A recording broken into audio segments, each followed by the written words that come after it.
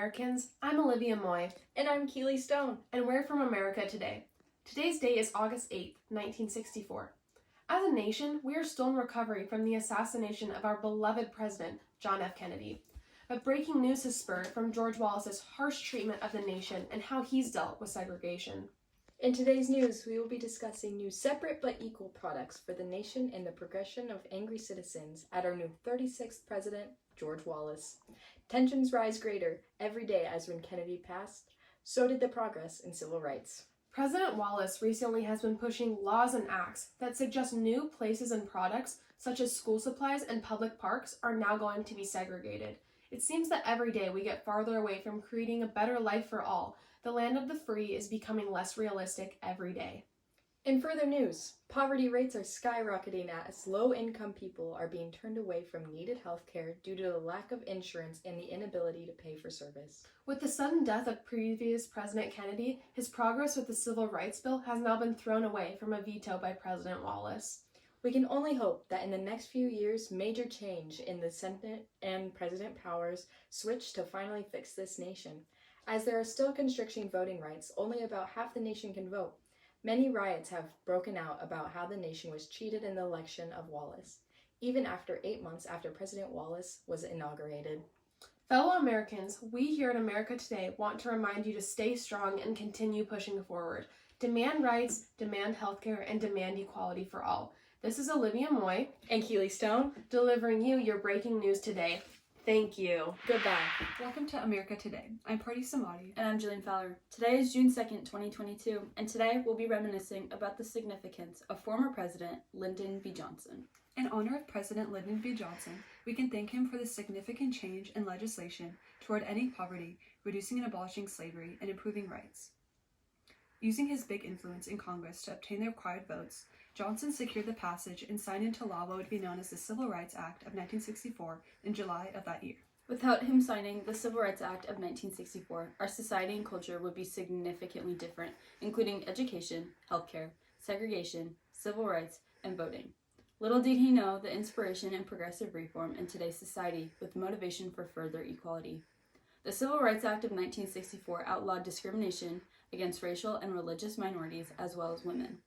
It would no longer be lawful to segregate in schools, workplaces, and general public facilities. On July 30th, 1965, President Lyndon B. Johnson signed the Medicare and Medicaid Act, also known as the Social Security Amendments of 1965, into law. It established Medicare, the health insurance program for the elderly, and Medicaid, the health insurance program for people with limited income, which pursued his goal of ending poverty. Medicare at the time was influential in the creation and assistance with healthcare, which is still in use today. Medicaid helps those who fall below the poverty line. Johnson's goal was to provide healthcare to elderly and low-income people in order to ensure that they would still receive healthcare that is needed. It generated economic growth and activity, created jobs, and greatly reduced poverty numbers of Americans without healthcare. Thank you for joining us today in honoring one of the most impactful presidents in American history. I'm Party Samadi And I'm Jillian Fowler. from America Today. And now, a word from our sponsors. Lyndon B. Johnson's ambition and drive were legendary. He led the country to do powerful things in legislation and society through the help of his Great Society plan and his ability to achieve legislation with congressional connections. He passed legislation that no one else could because he was a master of party politics, because of his knowledge of the Senate and the process of passing bills from his Senate majority title. Johnson made legislation dedicated to demand for reform, social problems, civil justice, and poverty, bettering the country entirely for the present and future. During the 1960s, a lot of impactful and intense events occurred.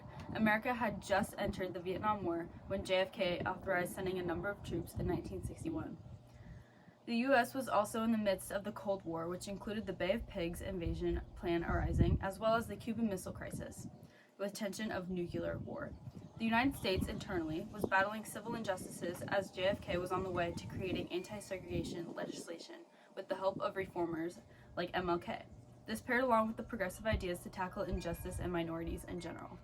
Without the legislation he passed, our society and culture would be significantly different. Education, healthcare, segregation, and civil rights, voting, environmental reform, and etc. Because he launched legislation that tackled poverty, segregation, and unemployment, people wanted him. They wanted to end communist aggression and achieve a settlement. He was successful in these creations with the help of the New Deal, which was a response to the economic depression to rebuild the American economy. So Johnson partnered the idea of reform for the foundations of his Great Society. Johnson essentially expanded the New Deal. The New Deal was developed in response to high unemployment and the economic crisis from the Great Depression. In response to the number of people who suffered financially and in poverty, LBJ took those ideas of prosperity into legislation. That did just that to restore and then build off it further. The New Deal is still in use today through some organizations, and since they are both similar in their goals, they continue to affect us today. Lyndon B. Johnson hadn't taken over office for Kennedy and hadn't been president, the United States could not have had the amount of progressive legislation that formed the country to where we are in today's society. Without LBJ, it's highly possible that the country wouldn't have passed and focused on domestic change like voting rights, civil rights, and healthcare programs. LBJ set precedents that grew from the New Deal that partnered with the creation of a higher standard of life for all. Reduce and Wallace. When you what?